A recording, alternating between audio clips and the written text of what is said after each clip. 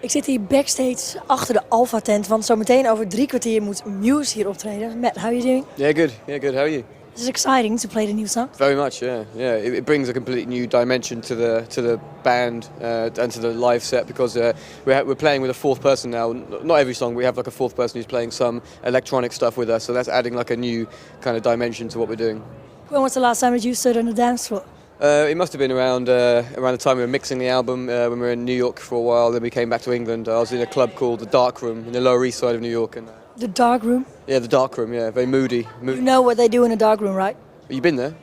No, I'm a girl. I can't go into dark rooms. Oh, You know a dark room in Amsterdam, what it is? oh no. What's that? Dark Room? You mean like you talking about the red lights or no? Yeah, there's a dark room for gay people. Oh, okay. It's completely dark, but you didn't went to a thing like that. No, it wasn't quite like that. No, it was more clean fun, really. Your album is called Black Holes and Revelations. What are the great revelations in the life of Muse? In life, like in life in general. Or in your life? Cool, blimey, that's tough. Revelations. Well, I've learned a lot being on the road. It's nice to live a life where you're outside of normal society in a way. 'Cause I think that's like a big attraction to being in a band. Because you get the chance to live a life outside of the norm, and so I've got to be a little bit objective to a normal life. I think, and I think that has been a revelation for me. How living that life. Can you give me an example about the life you live? Well, I'm not living a 9-to-5 situation, so. And I think when you live outside of the norm a little bit, you have freedom of thought. You're not restricted by sort of having a boss telling you what to do or anything. So it's quite nice to live that way, But I don't know, revelations. There's been many. I think the reason why I called the album Black Holes Revelations is because to me there's two kinds of songwriting on the album. There's like.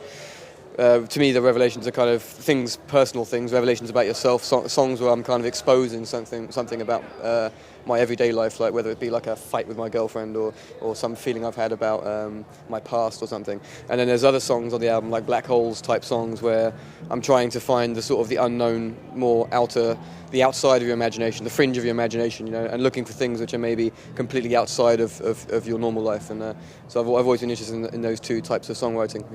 What kind of songs are the black songs? They would be Night to Sidonia, maybe, which is a little bit strange, a little bit spacey. Sort of, it's about an old civilization on Mars, maybe, and Take a Bow, the first song, which is kind of like a big conspiracy theory kind of vibe, where you sort of believe there's a bunch of crazy people who are trying to create a one world government for us all to live like prisoners and get microchipped and all that kind of stuff. And so I kind of a little bit of paranoia in that song, maybe.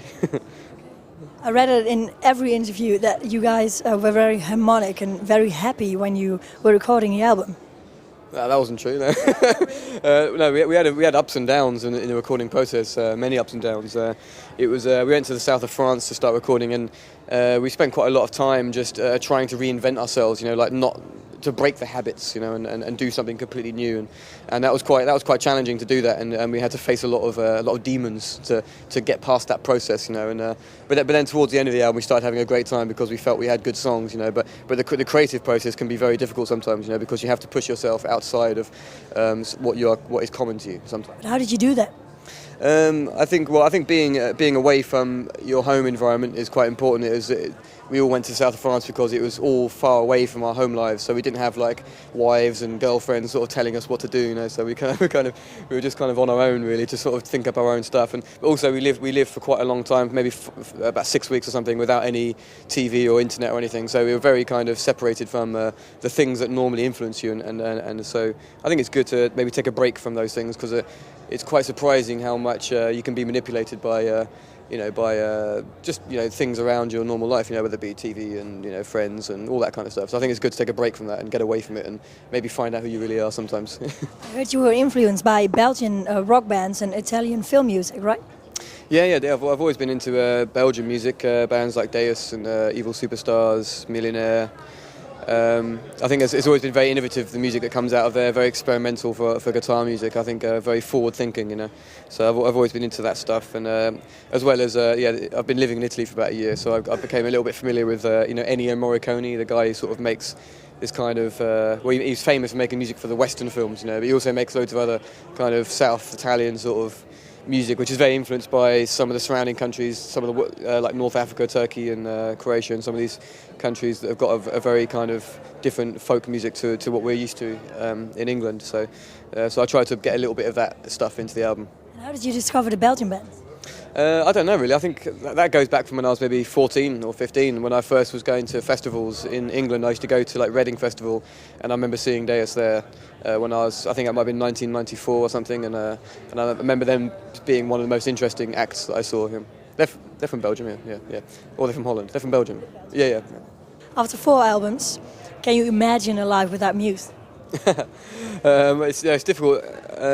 No, I don't think I could now. You know, it's become such a dominant part of my life. You know, that it's in some ways it's become my life. You know, and I never expected to be this going this long. You know, I think we started when we were in school, and our expectation was to be just a band that had the chance to tour around the universities and maybe play to a few thousand people. Maybe that was like my definition of becoming.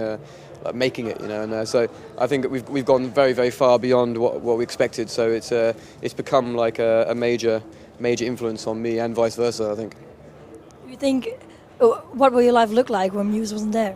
I don't know. Maybe I'd be a full-time conspiracy theorist, or maybe like a scuba diver instructor. I'd love to be out in nature somewhere, like you know, maybe I'd work for the Forestry Commission. You know, the people who sort of help trees. You know, trees get ill, and you have these people that come and climb up and like put medicine on the tree. You know, I'd like to be near nature, maybe. That's very interesting. Okay. But I'm glad you're making music, and I'm looking forward to see you on the stage tonight. Okay, great. Thanks a lot. Thank you.